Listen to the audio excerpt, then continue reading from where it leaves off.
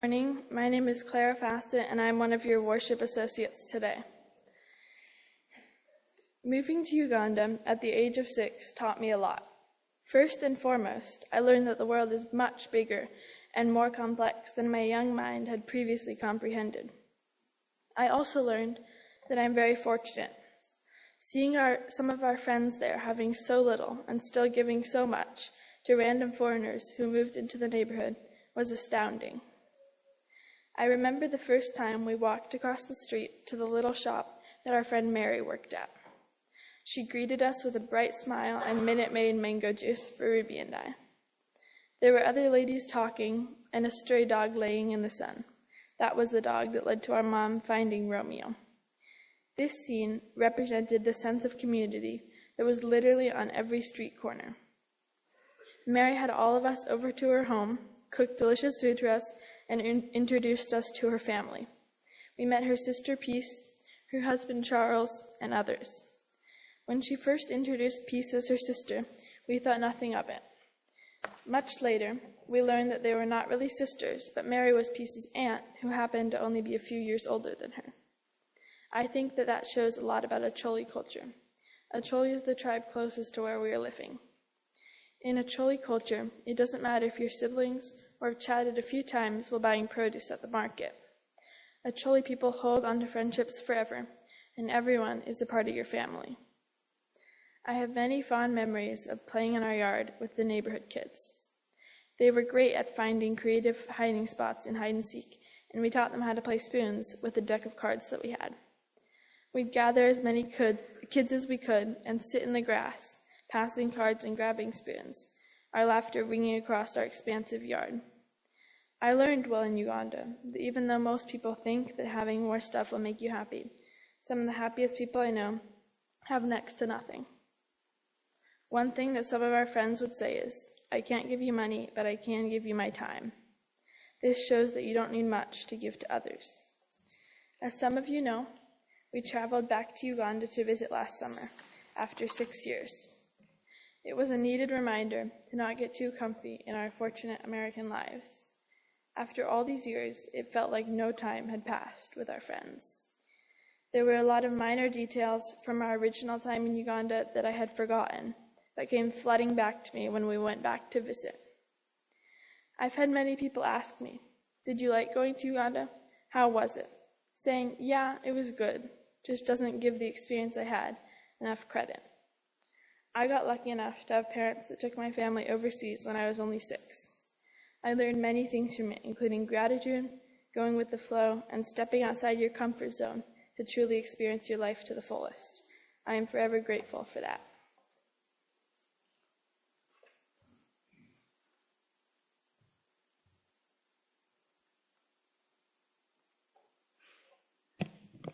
Hi, I'm Ruby.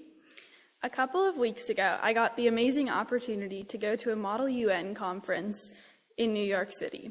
Model UN is where students from lots of different schools all represent different countries and debate and draft resolutions about global issues, just like the real United Nations. It's one of my favorite activities.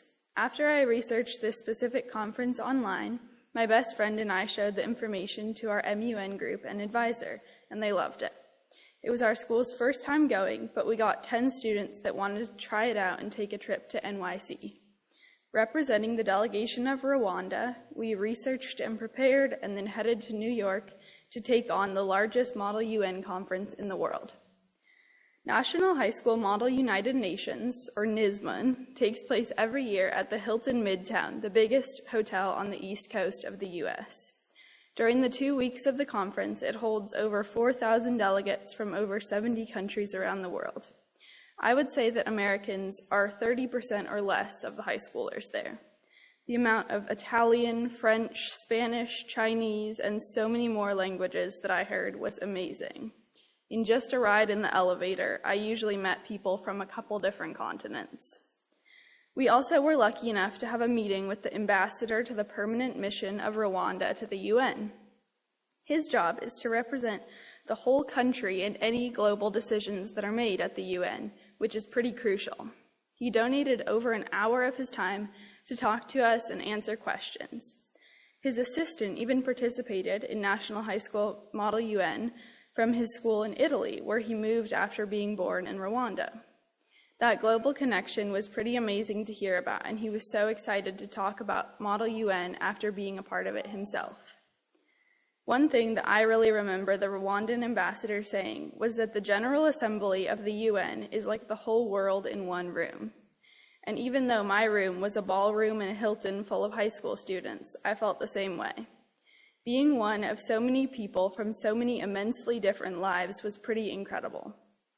And even though we all came from completely contrasting backgrounds, we connected at this common point of global diplomacy and international relations. I experienced a really specific feeling that I had never felt before while I was there. I remember texting my best friend about it. In the show Grey's Anatomy, they always talk about feeling the high of surgery. And I felt this, not of surgery, but the high of connecting with the world.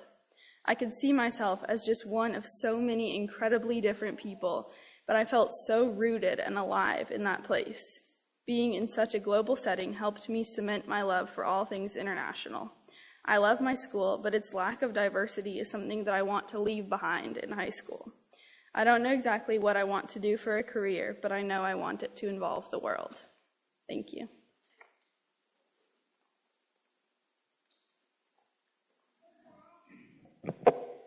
And I'm Brian Fassett. I didn't start to discover who I could be until my junior year in high school. That was a big year for me. The first time I ever got on an airplane, the first time I ever left the country, the first time I physically and mentally left the family ranch, the first time I really got a glimpse of what life could look like somewhere besides rural Colorado, what my life could look like, separate from my family. Growing up as a fourth generation on the family ranch, the expectation was that I would stay there and work there, as my dad had done, as my grandfather has done, as my great-grandfather had done before him. My fate could have been sealed to that place. As an identical twin, I shared my identity, my name, my birthday, my life with my brother Jeff. More than most siblings, I defined myself and was defined by the world around me as half of the twins. Not whole myself. I answered to his name. I looked like him. I sounded like him. I knew him as well as I knew myself. Teachers, friends, extended family members would mistake us for each other.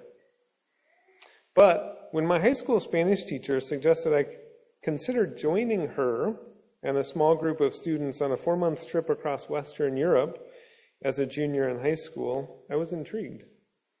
Could I do it? Could I afford it? Who would I be outside the context of the ranch, away from my brother Jeff?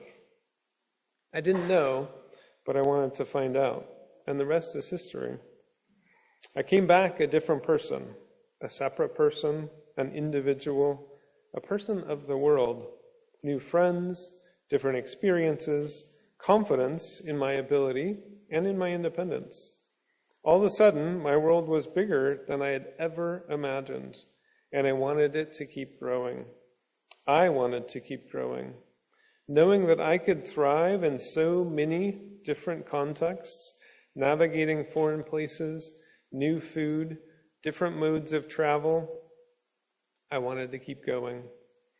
To test myself, to expand my comfort zone, to define myself, and to become someone I had never imagined possible. College became one long strategy to explore the world and to become a citizen of the world, to define myself, to separate myself from my family and our legacy. A semester at sea as a sophomore introduced me to ship life, 10 new countries, deep exploration of world religions, and so many people who saw themselves as citizens of the world.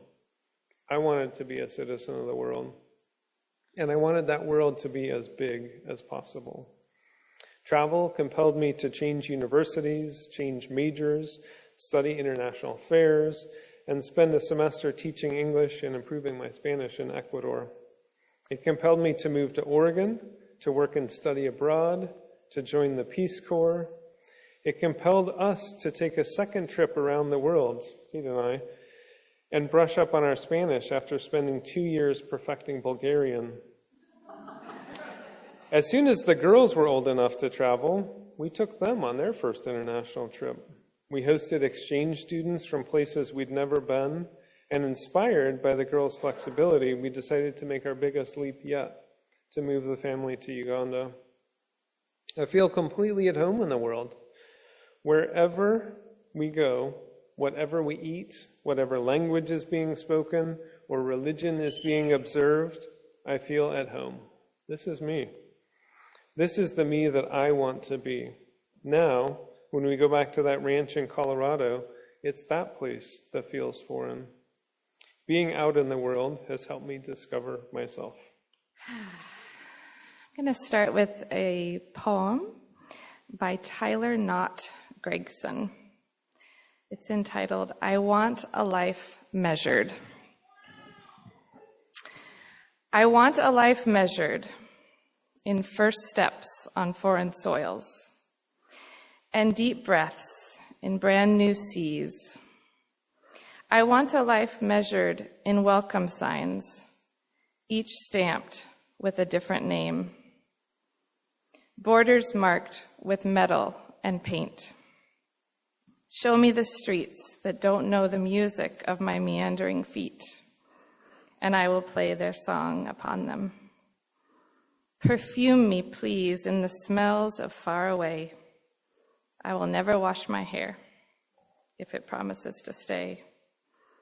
I want a life measured in the places I haven't gone, short sleeps on long flights, strange voices teaching me new words to describe the dawn.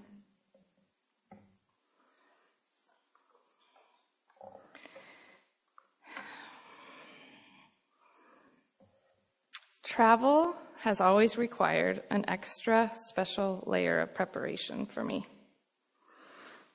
As some of you may know, when I was a kiddo in 4th grade, I was diagnosed as a type 1 diabetic.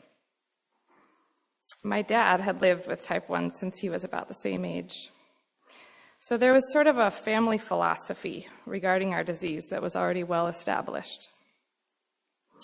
I was raised to consider myself a person living with diabetes rather than a diabetic. It's a subtle shift in thinking, identity versus inconveniences. But it did the trick of compartmentalizing my specific health needs into a box that allowed the rest of me to grow and develop without the shadow of the illness. And I can honestly say that the challenge of making things happen in spite of the diabetes has truly shaped who I am. So yes, travel has always had a layer of complication for me. For example, insulin needs refrigeration. This can be tricky with extended trips overseas. Airport security checks with needles, vials, juice boxes, and all the other bits and baubles I need usually results in a thorough frisk. My girls have watched me respond with humor, tears, frustration, or resignation with each full pat down, and the handing over of my insulin pump, my life support, to a perfect stranger in a busy airport, and watching them walk away. When Brian and I first decided to apply to become Peace Corps volunteers in 2003, I had to have 7 medical specialists sign off that I wouldn't self-destruct on the US government's dime. That does something to a person in their 20s.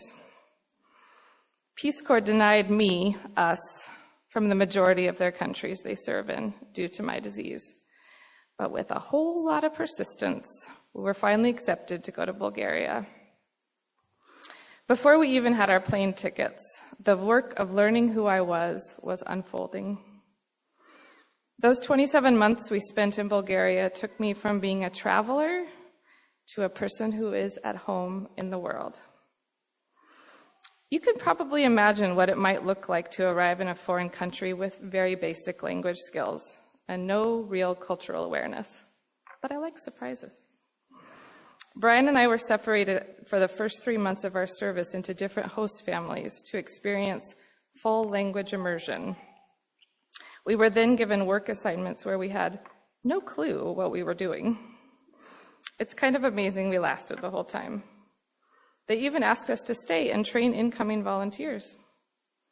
The whole experience was true chaos, struggle, frustration, fun, connection, and adventure. A lot of people have difficulty completing their 2-year service due to a host of reasons. We thought about coming home a few times, but that part of me that worked so hard in the first place to be accepted was not going to give up. When deciding to start a family, I received a lot of feedback from healthcare professionals and well-meaning people in my life about the risks of pregnancy as a diabetic. But I have to tell you, the more doubt they expressed, the more I was going to prove them wrong. It was T.S. Eliot who said, "If you aren't in over your head, how do you know how tall you are?"